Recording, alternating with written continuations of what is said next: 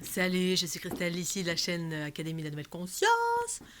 Donc, une petite vidéo complémentaire concernant l'ancrage. Il y en avait une, deux, c'est la troisième. Donc, les petits exercices que je vais vous remontrer là vite fait. Je sais pas si... Alors, les petits exercices comme... Alors, celui-ci. Voilà. Ou avec les poings qui tapent. Ou cet exercice avec les jambes. Et les bras en avant comme ça. Ah là, c'est la Kundalini qui part, pardon. On tape des pieds et les bras se mettent en avant, parce que ça va venir recréer de l'espace autour de vous, la sphère qui vous permet de vous ancrer du bas, du milieu et du haut. Après, ça peut équilibrer comme ça les polarités. Donc, vous pouvez faire ces exercices aussi successivement. D'abord ici, les mains, les genoux pliés, les talons, si possible les talons. Vous avez aussi cet exercice, alors on pourrait peut-être commencer par cet exercice-là.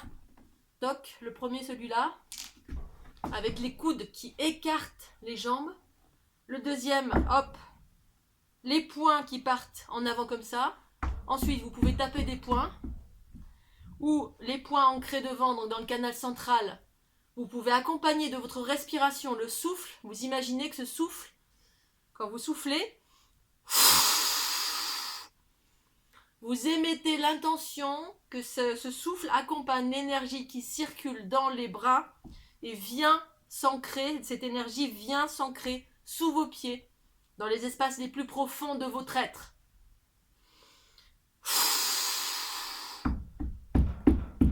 Ensuite les pieds, ok, on a les pieds comme ça, et les mains devant comme ça qui viennent.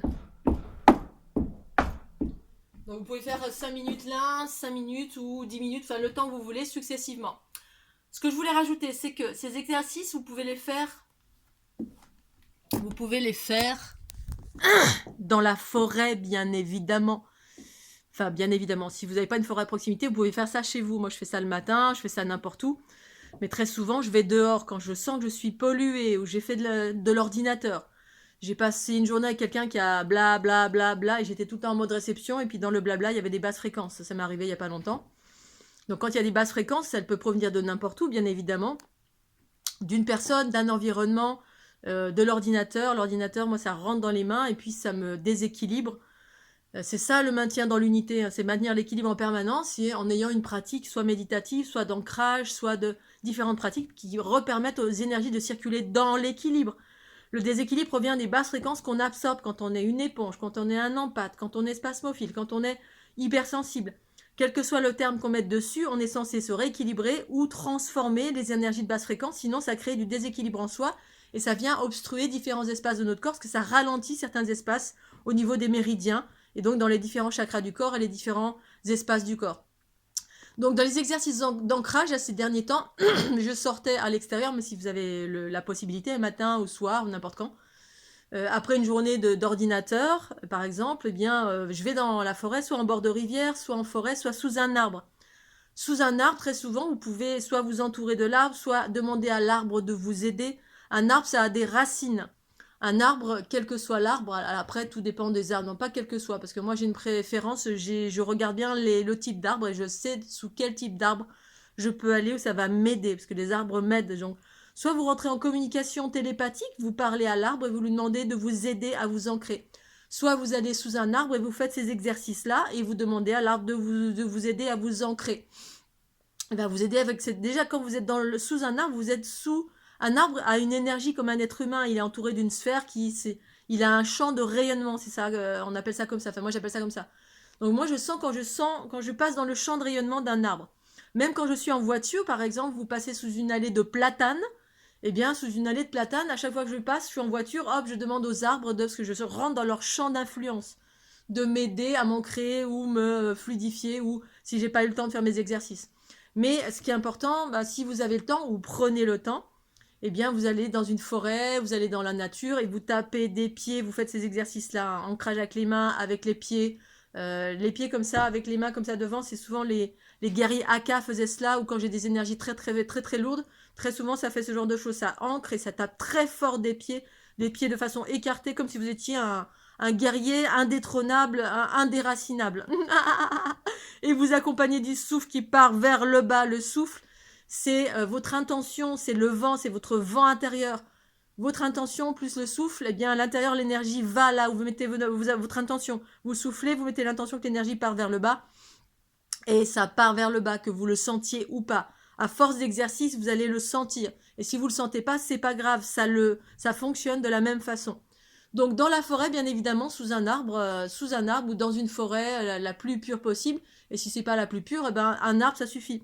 Une fois, j'étais en Australie, j'étais saturée pendant mon tour du monde. Hein, j'étais dans une ville où j'absorbais.